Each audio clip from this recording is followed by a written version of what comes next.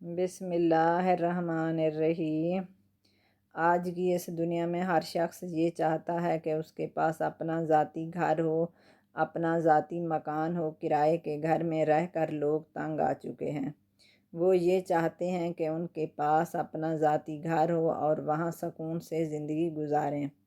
کرائے والے گھر کی ہزاروں پریشانیاں ہوتی ہیں اور ان تمام پریشانیوں کو صرف وہی سمجھ سکتے ہیں جن کے پاس اپنا ذاتی مکان نہیں ہے۔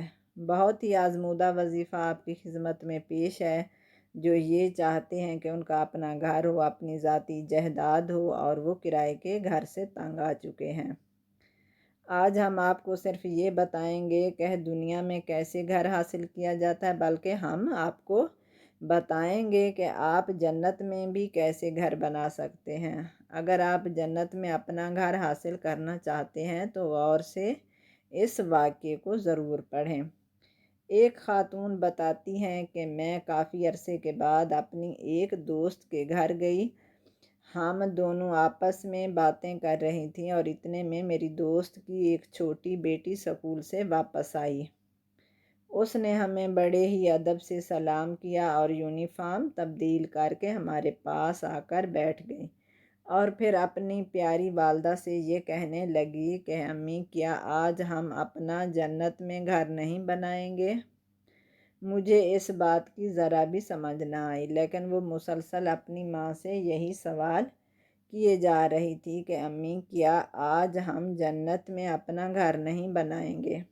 اتنے میں اس کی بڑی بہن بھی سکول سے واپس آ گئی اور یہی جملہ دہرانے لگی کہ امی، کیا آج ہم جنت میں اپنا گھر نہیں بنا رہے؟ تب جا کر مجھے اس کی بات پر تعجب ہونے لگا کہ یہ دونوں بچیاں کیا سوال کر رہی ہیں، یہ کیا پوچھ رہی ہیں، کون سے گھر کی بات ہو رہی ہے۔ تب جا کر میں نے اپنی دوست سے پوچھا کہ یہ دونوں بچیاں کس گھر کا سوال کر رہی ہیں۔ اس وقت میری دوست مجھ سے پوچھنے لگی کہ کیا تم جاننا چاہتی ہو کہ جنت میں گھر کس طرح بنایا جاتا ہے؟ تو میرے ساتھ آ جاؤ۔ وہ ایک کمرے میں چلی گئی اور وہاں ایک چٹائی بچھائی اور ساتھ میں اپنی چھوٹی بچی کو بھی بلا لیا اور بڑی کو بھی بلایا اور پھر اپنے بیٹے کو بھی بلایا کہ جلدی آ جاؤ اور جنت میں گھر حاصل کر لو۔ میری دوست بچوں سے بولی کہ اب ہم جنت میں گھر بنا لیں؟ سب بچے تیزی سے بولے جی امی۔ تو پھر ان کی والدہ نے سب سے پہلے بسم اللہ الرحمن الرحیم پڑھی اور پھر سورۃ اخلاص پڑھنا شروع کر دی اور تینوں بچے بھی یہی کام کرنا شروع ہو گئے اور اسی طرح ماں نے 10 مرتبہ سورۃ اخلاص پڑھ لی اور ساتھ بچوں نے بھی 10 مرتبہ سورۃ اخلاص کو پڑھا۔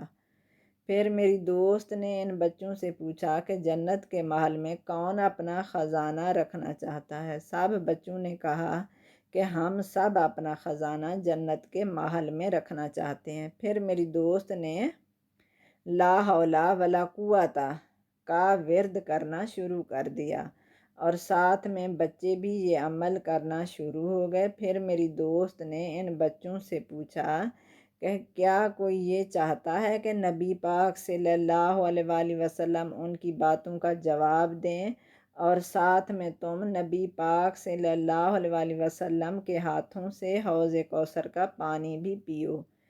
سب بچے یک زبان بولے جی امی، ہم حضور پاک صلی اللہ علیہ وآلہ وسلم کے ہاتھوں سے حوض کوثر کو پینا چاہتے ہیں۔ پھر میری دوست نے درود ابراہیمی یعنی نماز والا درود پڑھنا شروع کر دیا۔ سب بچے ساتھ یہ کام کرتے رہے یعنی درود ابراہیمی کو پڑھتے رہے۔ پھر ماں نے اپنے بچوں سے کہا کہ بچوں، جنت میں گھر بنانے کا کام مکمل ہو چکا ہے۔ وہ خاتون بتاتی ہیں کہ میری دوست نے مجھے ایک بہت اچھی بات بتائی کہ میں اپنے بچوں کو نہ ہی کوئی ٹی وی ڈرامہ دکھاتی ہوں اور نہ ہی کارٹون دکھاتی ہوں، بلکہ میں انہیں ایک ایسا عمل بتاتی ہوں کہ جو انہیں دنیا میں بھی کام دے گا اور آخرت میں بھی انہی کے کام آئے گا۔ اس عمل سے ان کے دونوں جہان روشن ہو جائیں گے۔ جو انسان دین اسلام پر چلتا ہے وہ دنیا و آخرت دونوں میں کامیاب ہو جاتا ہے۔ اب وہ عمل نوٹ کیجئے کہ جس سے آپ دنیا میں گھر حاصل کر سکتے ہیں۔ یہ عمل بزرگان دین کا بتایا ہوا عمل ہے۔